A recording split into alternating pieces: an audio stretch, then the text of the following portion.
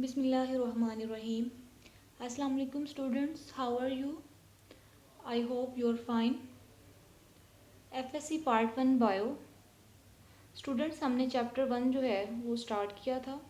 तो उसमें हमने इंट्रो पढ़ा था। तो हमने उसमें लेवल्स ऑफ बायोलॉजिकल ऑर्गेनाइजेशन पढ़े थे टॉपिक 2 में। तो आज हम इन लेवल्स को डिटेल में डिस्कस करेंगे। तो सबसे पहले जो हमारे पास लेवल है वो है एटॉमिक, सब एटॉमिक एंड मॉलिक्यूलर लेवल। तो स्टूडेंट्स, जैसा कि आप जानते हैं कि एटम जो है वो स्मॉलेस्ट पार्टिकल है एलिमेंट का। स्टूडेंट्स, जैसा कि हम जानते हैं कि अर्थ पे 2 टाइप्स ऑफ ऑर्गेनिजम्स जो हैं वो एग्जिस्ट करते हैं, जिसमें हमारे पास लिविंग ऑर्गेनिजम्स हैं और नॉन लिविंग ऑर्गेनिजम्स हैं। तो ये कहा जाता है कि लिविंग ऑर्गेनिजम्स और नॉन लिविंग ऑर्गेनिजम्स जो हैं ये नॉन लिविंग मैटर से मिलकर बने हुए हैं। तो नॉन लिविंग मैटर में हमारे पास जो सबसे पहले है वो है एटम, जिसके बारे में हम कहते हैं कि एटम जो है ये इनविजिबल पार्टिकल है ऑफ एलिमेंट का। तो अगर हम एटम की डेफिनेशन की बात करें तो हम एटम को इस तरह से डिफाइन करते हैं कि atom is the smallest particle of a chemical element, यानी केमिकल एलिमेंट का एक बहुत छोटा सा पार्ट जो है वो एटम कहलाता है। तो एटम जो है चूँकि इनविजिबल है, तो इसमें अगर देखा जाए तो इसके जो अंदर चीज़ें प्रेजेंट होती हैं उसमें सबसे पहले हमारे पास प्रोटॉन्स हैं, इसके बाद इलेक्ट्रॉन्स हैं और फिर न्यूट्रॉन्स हैं। और इसके अलावा अगर हम एलिमेंट की बात करें तो एलिमेंट जो है ये एक ऐसी चीज़ है जो कि can not decomposed into simpler substances, और ये कभी भी इंडिविजुअल फॉर्म में एग्जिस्ट नहीं करती। यानी होता ये है कि एलिमेंट जो है वो एलिमेंट के साथ शेयरिंग करता है और इनमें 2 टाइप्स ऑफ बॉन्ड्स जो हैं वो एग्जिस्ट करते हैं। कौन कौन से बॉन्ड्स होते हैं? आयोनिक बॉन्ड्स होते हैं और कोवलेंट बॉन्ड्स होते हैं। और फिर जब एलिमेंट्स जो हैं वो शेयरिंग करते हैं तो एज अ रिज़ल्ट हमारे पास जो है वो कंपाउंड बनते हैं। यानी जब एटम्स जो हैं वो अरेंज होते हैं तो कंपाउंड्स बनते हैं और फिर एज द रिज़ल्ट जो है हमारे पास मॉलिक्यूल की फॉर्मेशन होती है। तो अगर हम मॉलिक्यूल को डिफाइन करें तो हम कहते हैं कि अ ग्रुप ऑफ एटम्स, यानी एटम्स का ग्रुप है bonded together, groups of atoms जो कि आपस में बॉन्ड बनाते हैं, यानी इसमें बहुत ज़्यादा एटम्स जो हैं वो मिलके बॉन्ड बनाते हैं। और मॉलिक्यूल क्या है? ये fundamental unit of chemical compound that can take part in chemical reaction, यानी ये केमिकल रिएक्शन में हिस्सा लेता है।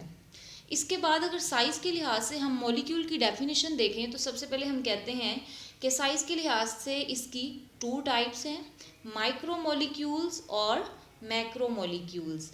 तो माइक्रो मॉलिक्यूल्स जैसे कि नाम से जाहिर है, माइक्रो मॉलिक्यूल्स ऐसे मॉलिक्यूल्स होते हैं जिनका मॉलिक्यूलर वेट जो है वो कम होता है as compare to macro molecules. अगर हम इसकी एग्जांपल्स की बात करें तो सबसे पहले हम वाटर को डिस्कस करते हैं कि वाटर जो है इसमें हमारे पास 2 हाइड्रोजन के एटम हैं या फिर एक हाइड्रोजन का मॉलिक्यूल आप लोग कह सकते हैं, और इसके अलावा इसमें एक ऑक्सीजन का एटम जो है वो मौजूद है। इसके बाद हमारे पास कार्बन डाइऑक्साइड है, तो इसमें एक कार्बन का एटम है और एक ऑक्सीजन का मॉलिक्यूल जो है वो प्रेजेंट है। बिल्कुल इसी तरह से हम इधर अमोनिया को देख लेते हैं NH3, इसमें एक नाइट्रोजन है और साथ में 3 हाइड्रोजन है। These are micro molecules. इसके बाद हम देख लेते हैं कि मैक्रो मॉलिक्यूल्स, जैसा कि नेम से जाहिर है, मैक्रो मॉलिक्यूल्स वो मॉलिक्यूल्स होते हैं जिनका मॉलिक्यूलर वेट जो है वो ज़्यादा होता है as compare to micro molecules. तो इसमें हमारे पास जो हैं ग्लूकोज हैं, सुक्रोज हैं। अगर हम इनके फार्मूलाज को देखें तो हमारे पास ग्लूकोज जो है वो C6H12O6 और सुक्रोज जो है ये C12H22O11। अगर हम बात करें बायोलॉजिकल वर्ल्ड में, अगर हम मॉलिक्यूल्स की कैटेगरीज देखें तो इसकी 2 कैटेगरीज हैं, एक ऑर्गेनिक मॉलिक्यूल्स हैं और दूसरे नंबर पे हमारे पास इनऑर्गेनिक मॉलिक्यूल्स हैं। ऑर्गेनिक मॉलिक्यूल्स जो हैं ये ऐसे मॉलिक्यूल्स होते हैं जिनमें कार्बन और हाइड्रोजन जो हैं ये फिक्स्ड रेशो में प्रेजेंट होते हैं। अगर हम ऑर्गेनिक मॉलिक्यूल्स को डिफाइन करें तो हम कहते हैं कि organic molecules are complex molecules primarily made of carbon atoms bonded with other elements. यानी अगर देखा जाए तो ऑर्गेनिक मॉलिक्यूल्स जो हैं ये ऐसे मॉलिक्यूल्स हैं जिनमें कार्बन एटम्स की प्रेजेंस जो है वो निसेसरी है, और इसमें कार्बन और हाइड्रोजन जो हैं वो फिक्स्ड रेशो में होते हैं। और अगर हम इसकी एग्जांपल्स की बात करें तो हमारे पास ग्लूकोज जो है वो इसकी बेस्ट एग्जांपल है, जिसमें C6H12 और O6। दूसरी कैटेगरी जो है वो है इनऑर्गेनिक मॉलिक्यूल्स की। तो इनऑर्गेनिक मॉलिक्यूल्स जो हैं ये ऐसे मॉलिक्यूल्स हैं जिनमें कार्बन एग्जिस्ट नहीं करता। जैसा कि यहाँ पे आप लोग वाटर का मॉलिक्यूल देख रहे हैं, तो वाटर के मॉलिक्यूल में यहाँ पे आप लोगों को कार्बन नज़र नहीं आ रहा। इट्स मीन्स डैट कि इनऑर्गेनिक मॉलिक्यूल्स जो हैं इनके पास कार्बन नहीं होता। इसमें कार्बन और हाइड्रोजन जो है उनकी फिक्स्ड रेशो नहीं होती, बल्कि इनमें दूसरे एटम्स जो हैं वो प्रेजेंट होंगे।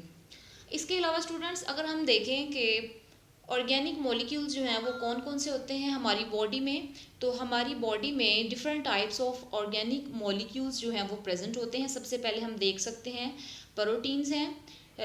ये मैक्रोमोलिक्यूल्स भी हैं, यानी इनका जो मॉलिक्यूलर वेट है वो बहुत ज़्यादा होता है।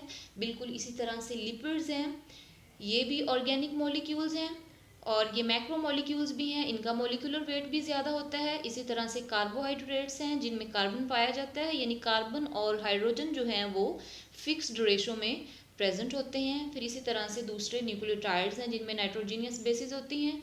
फिर इसी तरह से एडिनोसिन मोनोफास्फेट, एडिनोसिन डाइफास्फेट और एडिनोसिन ट्राइफास्फेट, ये सारे जो हैं ये मैक्रोमोलिक्यूल्स हैं, ऑर्गेनिक मॉलिक्यूल्स हैं। और इसके अलावा इनमें कोवलेंट बॉन्डिंग होती है, जैसे कि हमने ऊपर एलिमेंट्स में देखा था।